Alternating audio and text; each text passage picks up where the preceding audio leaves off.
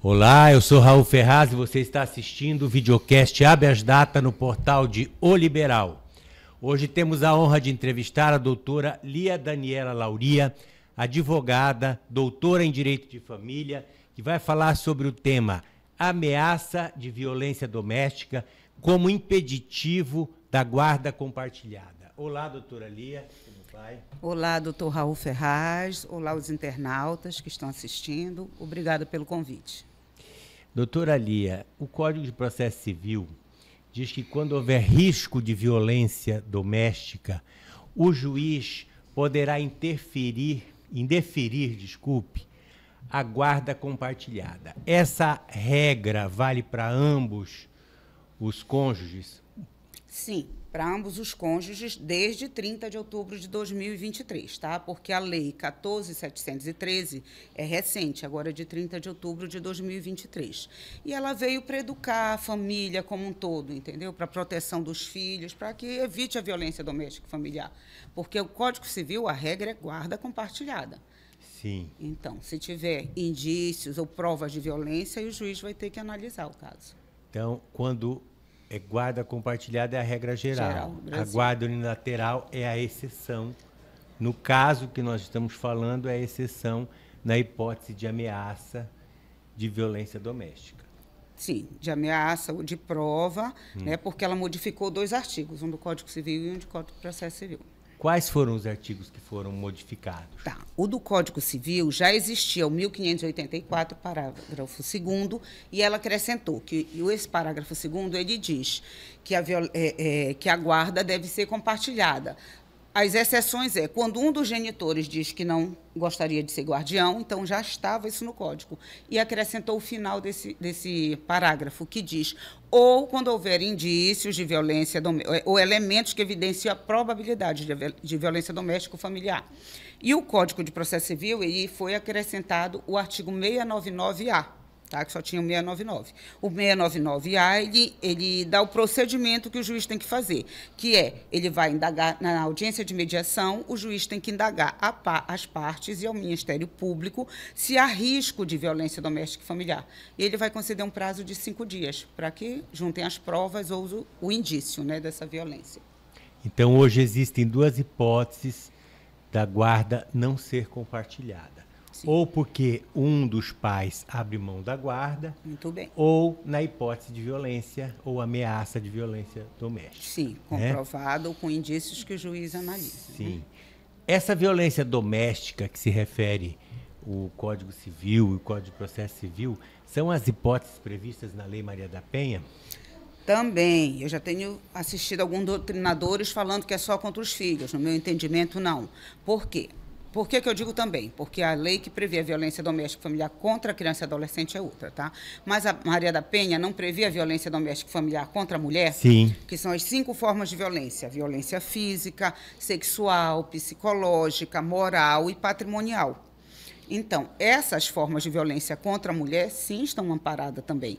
E contra a criança é uma lei de 2017, a 13.341, que ela veio para modificar alguns artigos do ECA, que já tinha algumas formas de violência contra a criança e adolescente, mas ela veio acrescentar as 5 formas de violência doméstica e familiar contra a criança e adolescente, que é a física, é a psicológica, é a patrimonial, é a institucional, e a física, psicológica, patrimonial, institucional e a moral. Sexual também contra a criança e adolescente. E também tem a lei Henri Borel, que é de 2022, que ela já veio dar o procedimento para evitar a violência doméstica e familiar. Então, essas 2 leis, elas estão protegendo a criança e o adolescente, e a Maria da Penha protege a esposa.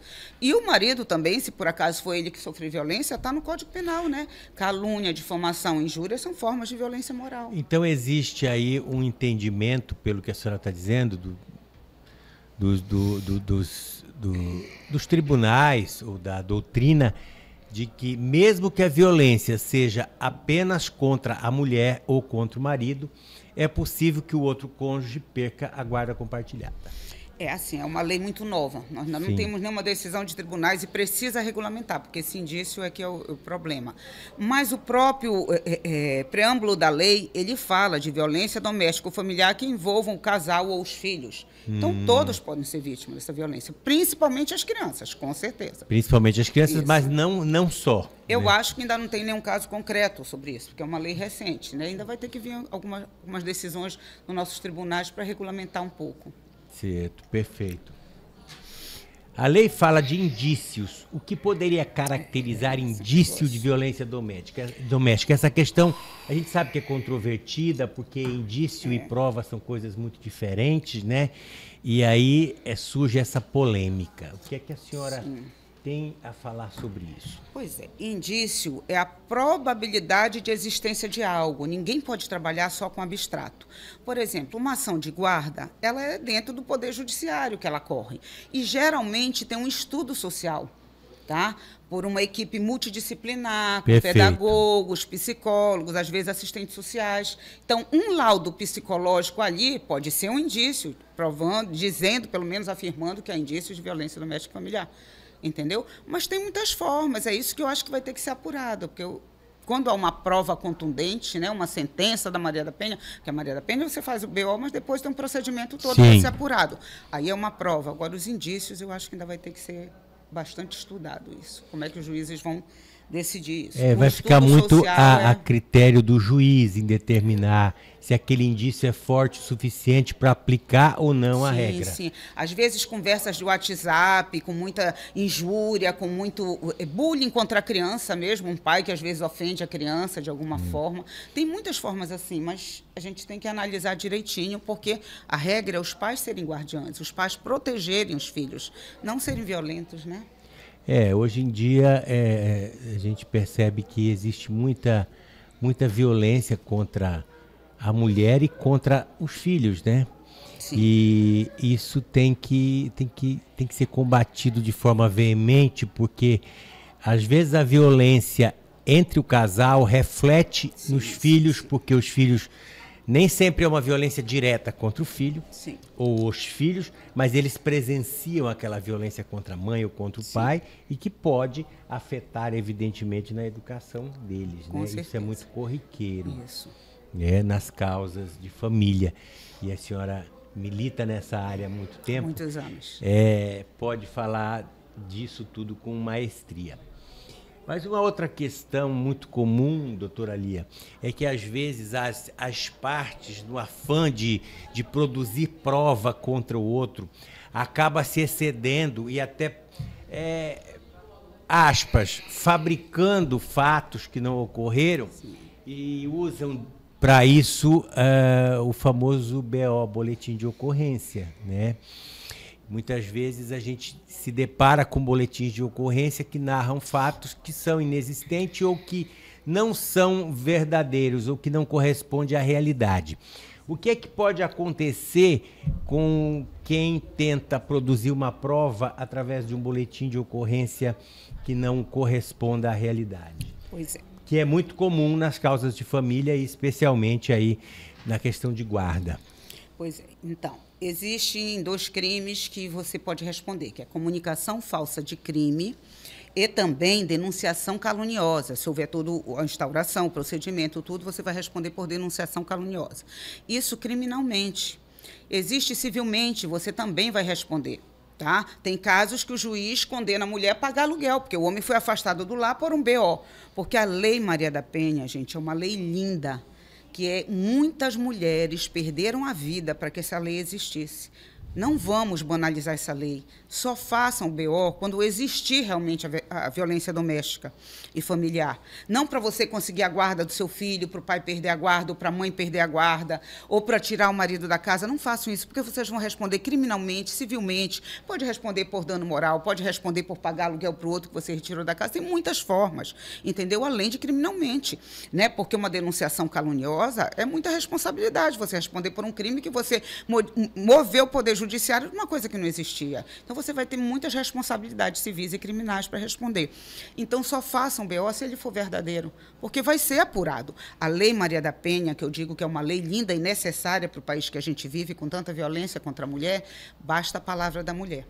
Então, assim, é importante isso? Porque a violência doméstica, às vezes, ela é camuflada, ela é dentro da casa. Mas use esse seu direito com responsabilidade. Pensando, a verdade acima de tudo. Isso, acima de tudo. Pensando que você não pode estar prejudicando, afastando um pai do filho, que você está prejudicando o filho também, ou vice-versa, ou o contrário. Entendeu? A família, a regra do Código Civil, como eu já disse, é guarda compartilhada. É para os dois protegerem os filhos, para os dois serem guardiões, decidirem conjuntamente o que é melhor para esse filho. Então, não é para estar usando um filho ou uma lei que você tem a seu favor para prejudicar o outro, né? Lamentavelmente, o que a gente vê, né, não só hoje em dia, mas sempre foi assim, é que muitas vezes o casamento acaba no papel, sim, com o divórcio, mas a relação não.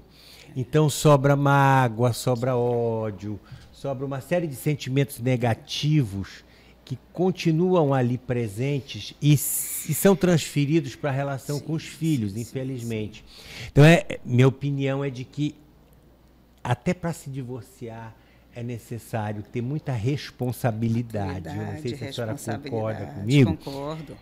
Principalmente com relação aos filhos, porque sim, são aqueles que vão sofrer de alguma forma com essa separação e são aqueles que não têm qualquer responsabilidade sobre isso. Sim. Você, como um grande professor de processo civil, deve ter acompanhado já várias vezes. Então, a própria lei de alienação parental, a alienação parental é uma violência psicológica contra o filho, sim, entendeu? Claro. Então, você pode fazer um BO no DATA, que é a delegacia que protege a criança e adolescente, se houver. Mas se for verdadeiro, explicando mais uma vez, ninguém faça um BO para fazer birra com outra parte, com outro parceiro ou parceira, para prejudicar a família como um todo e o filho. Mas o ideal é que todos aprendam a se respeitar, que a família se respeite. As leis vêm para educar, entendeu? Quando a família não consegue ter essa força sozinha. Então, você vai precisar ter sanções para poder respeitar a família como um todo, né? Eu sempre, todos os divórcios que eu atuo, eu procuro ver a família como um todo, principalmente os filhos, né? Verdade. Doutora Lia, foi um imenso prazer tê-la aqui como nossa entrevistada. Obrigada. Eu espero que a senhora venha outras vezes para falar desse assunto e de outros assuntos de família, que é um assunto que sempre interessa para a sociedade, para os advogados, sim, enfim, para todo mundo. E é um assunto que tem que ser debatido para que as pessoas se conscientizem, não só dos seus direitos, mas também dos seus deveres como pai, como mãe, para que o divórcio, a separação possa ocorrer da forma menos prejudicial para os filhos possível. Tá? Então, eu agradeço e espero que a senhora retorne com a gente. Obrigada, muito obrigado. Também estou à disposição. Obrigado.